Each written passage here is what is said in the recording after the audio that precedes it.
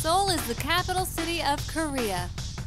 Achieving a miraculous rise from one of the poorest countries in the world to the 4th largest economy in Asia and the 11th largest in the world. It certainly has become the Seoul of Asia. To learn more about the economic issues in Korea and around the world, tune into Arirang TV's new program, The Chamber, where I'm your host, Anita Bajaj. Every week, The Chamber will discuss major economic issues with top experts.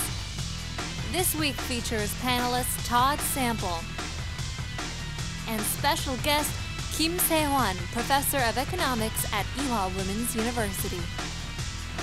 And for those of you guys who are curious about Korea's economy and what goes on around the world, we are here in Seoul, the economic hub of Northeast Asia. So without further ado, let's step into the chamber.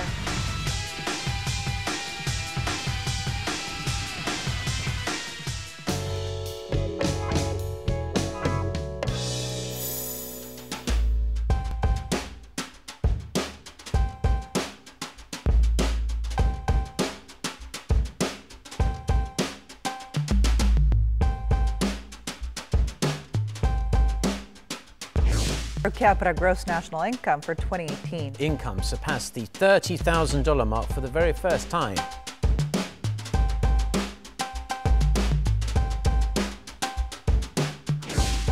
But the nation's economic growth is expected to fall to a 6-year low. 안 그래도 그 뉴스를 듣고 아직까지 저랑은 다른 세상 얘기 같았어요.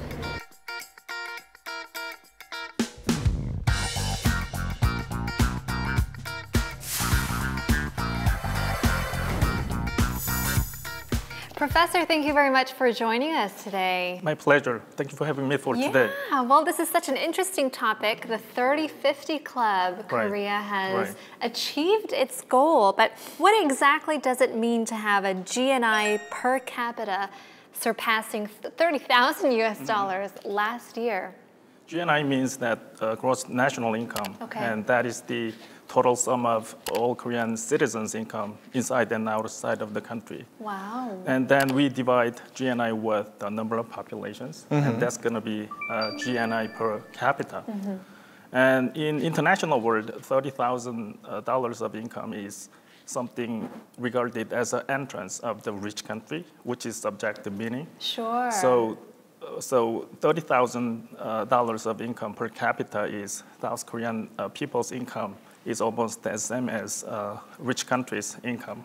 Right. So is that sort of something that we aimed for as a country, or did it just happen to be, oh, we are now a rich country? Is it something that the country in general or the citizens were aiming to achieve and earn 30,000 US dollars? Right. The 30,000 income per person has been achieved through a kind of very rapid economic growth for the last 50 years. Even though we are experiencing declining economy these days, after 2000, for example, we have pretty solid economic growth.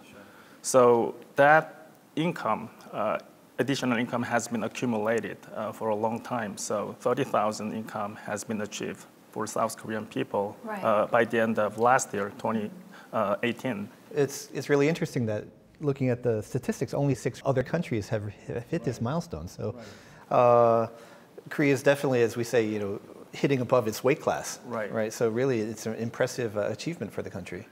Right. So our country, Korea, now became the 7th country to achieve this goal, 7th member of the 30,000 GNI with over 50 million population.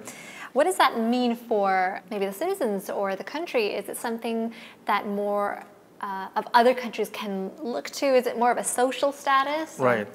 We believe that the power of the nation comes from 2 factors. The first is income, of course, and the other is number of population.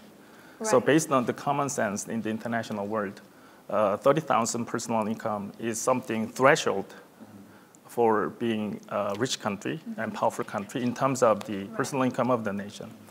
And 50 million population is also another criteria for being influential country. Well, I think that's a category that Korea definitely has earned the right to become, changing a lot from 50 years ago and through that period of time, just growing and growing and growing. And you mentioned previously that, yeah, in the past, Korea had seen 8%, 10% annual growth. And frankly speaking, even the growth right now, even though it's lower than usual, many countries would be envious of this kind of economic growth. Right. So that's true.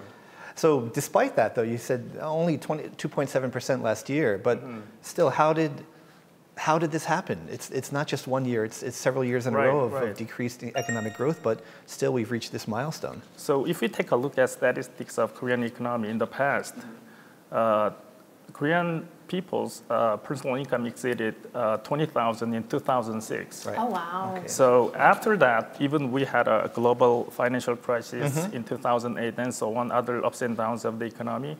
The average economic growth rate after that for 12 years is actually 3.5%. Pretty solid economic growth. That's not bad. So I know recently we have 2% level economic growth, but if we average out last 12 years, economic growth from 2006, it is pretty solid. When in 1953, just after the armistice was signed, after the end of the Korean War, as you can see on this graph right here, Korea's GNI was only $67 per person. That's so small. Right. But until now, it's been 66 years now. We just hit $30,000, and you see that at 1977, that's when the angle really shot up. Like, why did that happen? From 1953 into 1977, it was quite gradual, but then suddenly it shot up. Why? We why have structural changes of the Korean economy in the middle of 1970s. Ah, okay. So in the past, up to the end of 1960s, we produced like textiles, wigs, and shoes, and we exported to foreign countries. Okay. And that doesn't make a big money actually. But from 1970s, we produced the steels, electronics, and automobiles, and kind of high-tech, heavy machinery products. So that made a big money by exporting these items to foreign countries. After that, after having structural changes of the industries in the middle of 1970s, export and income of the nation really skyrocketed. Right. So after that, South Korean economy and industries continued their reconstruction of the industries. Well, what about comparing Korea to other countries? Now, back in 2006, Korea's GNI per capita broke the 20,000 mark. Right. So that's 13 years from now, and we gained another $10,000. Right. So how would that compare to other countries if we take a look at their GNI? Right. If you take a look at other countries' cases, the transition period of the personal income from 20,000 to 30,000, it is really different over countries. For the case of Germany and Japan, it took only 5 years to surpass $30,000 from $20,000 of personal income.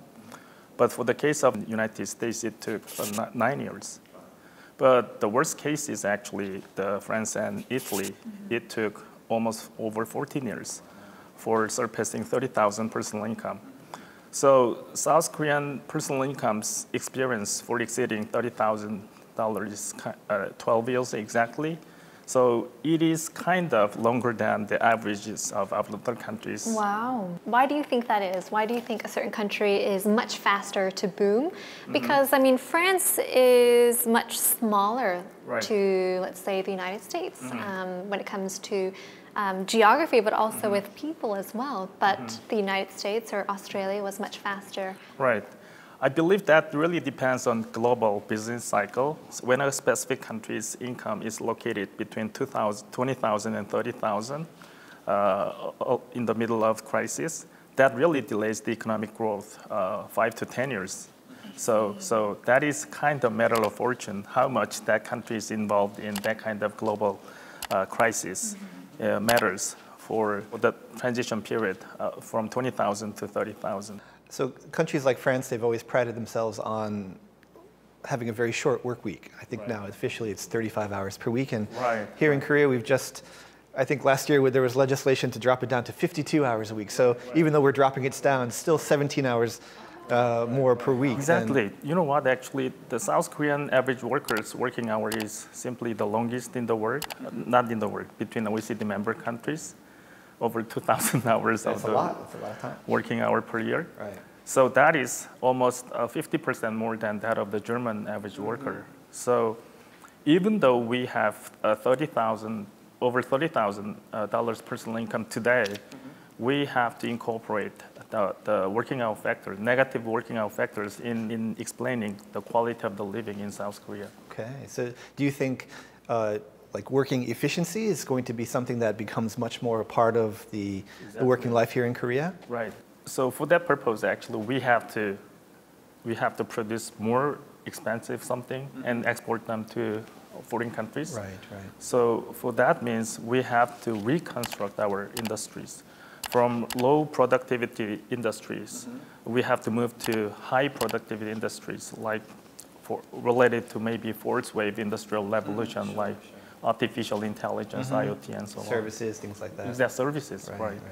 What I'm curious about is what people actually think in Korea. Because if you do the math, and let's say $30,000 US per person, well then if you get a family of 4 adults, does that mean that they made $120,000 US? Exactly. I mean, so it seems like there has to be a fair distribution when it comes to all of this money. It doesn't seem like a lot of people have earned $30,000 US themselves. So we do have an interview to see how the public actually feels about that. So we could take a look at that.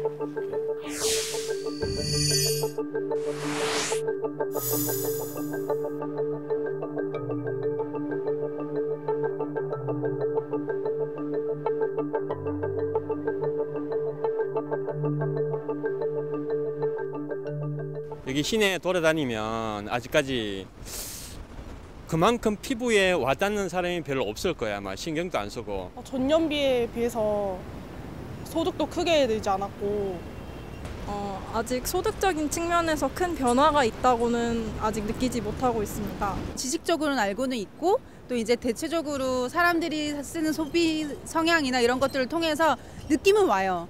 그런데 이렇게 좀 긍정적으로 저한테 다가오지는 좀 않는 느낌?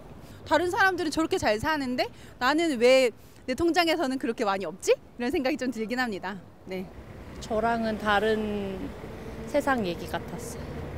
물가만 조금 오른 거 빼고는 월급이 똑같으니까 전반적인 소득이 올라갔다고는 생각되지가 않았어요. 다른 나라에서는 좀 급격히 이제 이웃나라 일본도 올라간 추세를 보이는 느낌은 보이는데 옆에 있는 우리나라는 좀 떨어지는 추세가 있어가지고 저도 이게 어디서 잘못됐는지는 한번 궁금하더라고요.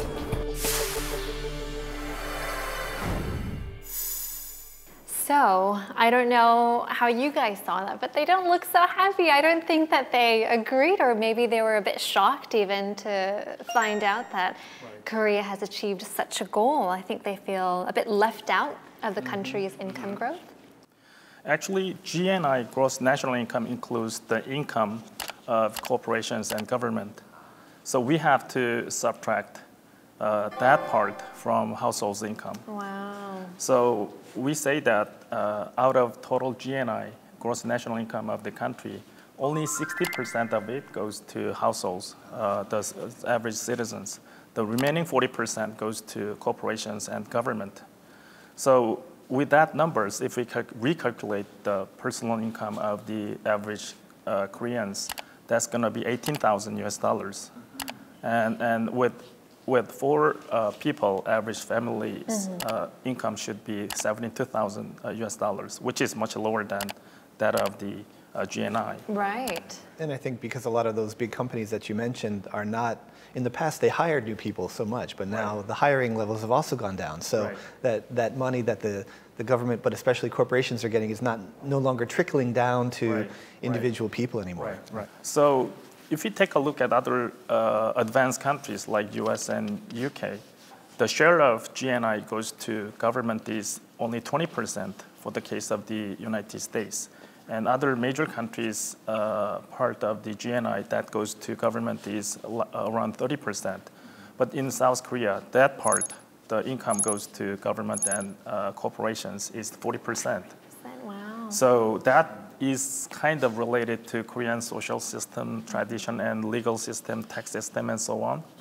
But it is very important in the future for better living of South Korean average people, given the same income. The share of income that goes to households should be increased. Mm-hmm. So according to these new GNI digits, it seems like now each 4-person household in Korea should be earning $120,000 a year. Is that real, or is it just kind of a dream? Right. Actually, for taking a look at exact income of the Korean households, we have to take a look at PGDI, or personal gross disposable income. So PGDI is something income of the person that has been subtracted from GNI by tax of the people and basic insurance fee of the people. So with that statistics, only 60% of the GNI goes to general households of the Korean people. So which is much lower than that of the US and other OECD member countries. So I guess that's the reason why that the public doesn't really necessarily feel this big jump from, you know, 20,000 to 30,000 US dollars. Exactly. It's a shame. Right. So if you look at this chart, it says you see that in the United States it's like 79%, but here it's only 61. So what is behind that? Well, that really depends on different economic system, social system, and tradition of the nation. As I said, the 60% of the total income GNI goes to household, and remaining 40% goes to government and private corporations. But for the case of the United States, 20% of the GNI goes to government and corporations, while remaining 80% goes to US households. So we have to take a look at a way to improve or increase the general households fraction in GNI. I think from a social perspective, many Koreans are now thinking very seriously about income disparity. So do you think that income disparity is going to continue at the rate that is happening now, or is it going to be better balanced in the future? What is your take on that? Well, personally, I believe that the seriousness of income disparity will be continued for a long time. But there are quite a few government policies that lessens income disparity. One of the representative policy would be progressive taxing. The rich people pay more tax and low-income people pay less tax. We see that in other countries as well. Right. So it is pretty much recommended to intensify that progressive taxing in personal income tax, property tax, and inheritance tax. And another way for lessening income disparity in South Korea is increasing minimum wage, even though it is too much speedy these days, and we have quite a few negative byproducts out of it. But it is a right direction for lessening income disparity of the nation. Do you think, just mentioning how, well, I mean, South Korea could see a decrease when it comes to our finances and how the economy grows, could it shrink? Could it backfire? Could it go down from 30,000 to 20,000? Could it go backwards? Of course. We saw lots of cases like that. Over recent economic crisis of South European countries, Italy's, Spain's, and Greece's income has been decreased from 30,000 level to 20,000 level. That is exactly the same to Korean economy in the future. If South Korean economy is in trouble because of the many problems in the future, there is very high possibility that Korean income will be shrink down to 20,000 level. And one thing more is actually, if Korean won value, Korean won becomes less expensive, that means when US dollar is more expensive, without doing anything with the same Korean won income, there is a possibility that US dollar calculated personal income will be decreased down to 20,000 level.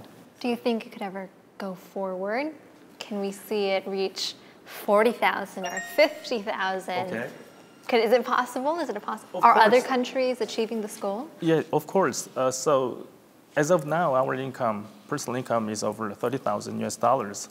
So if we maintain 2.5 to 3.0% economic growth for the next 10 years, we will have a 40,000 personal income country in the next 10 years. Oh, wow. So that very simple calculation shows like that. And that's what Korean government and Bank of Korea is saying. But I pretty much agree with that because I believe that we will be maintaining that level of economic growth in the next 10 years. Well, I mean, if it only takes 10 years, then here's to high hopes. Yeah, here's to high hopes. Do cheers for that. Yeah, cheers for that. Hopefully.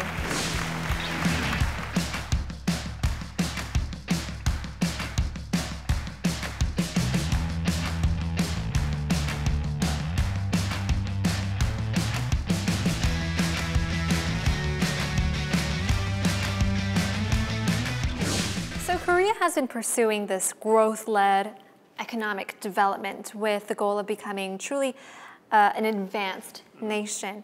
Now that the country has achieved this goal, what is next? What does it look like to move forward? I think pretty much all Koreans agree on the purpose of further economic growth with the improving quality of their life and improving the environment situation. And improving the income disparity problem. So for that purpose, the point is we have to regain economic growth momentum by reconstructing industries from manufacturing sector to service sector and low-tech industries to high-tech industry, which is extremely difficult. So for that purpose, the industries and corporations and government should be working together for better situated economic development system.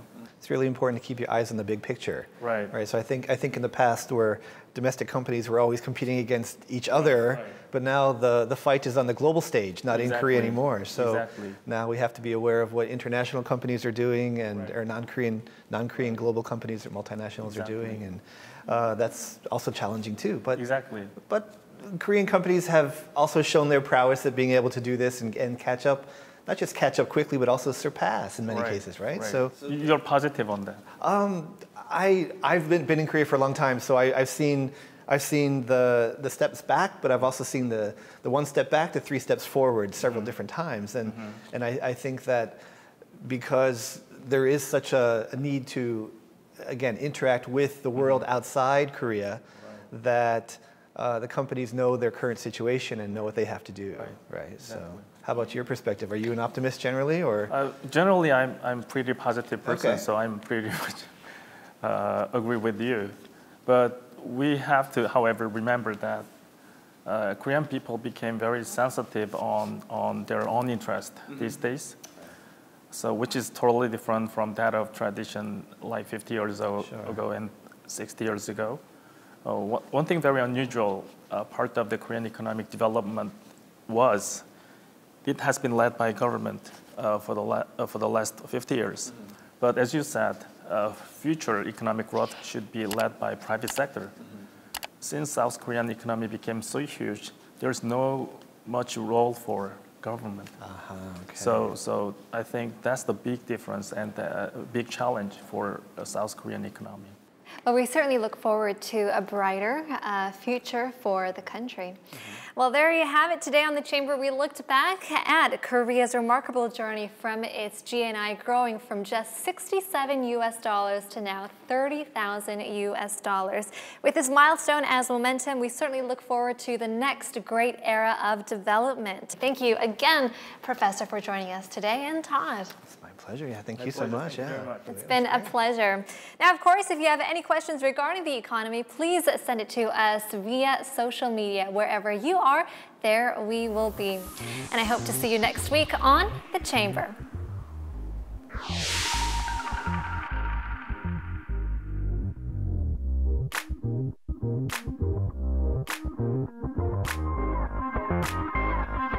Sharing economy companies such as Airbnb and Uber encourage the growth of sharing economy platforms or continue protecting traditional businesses and workers.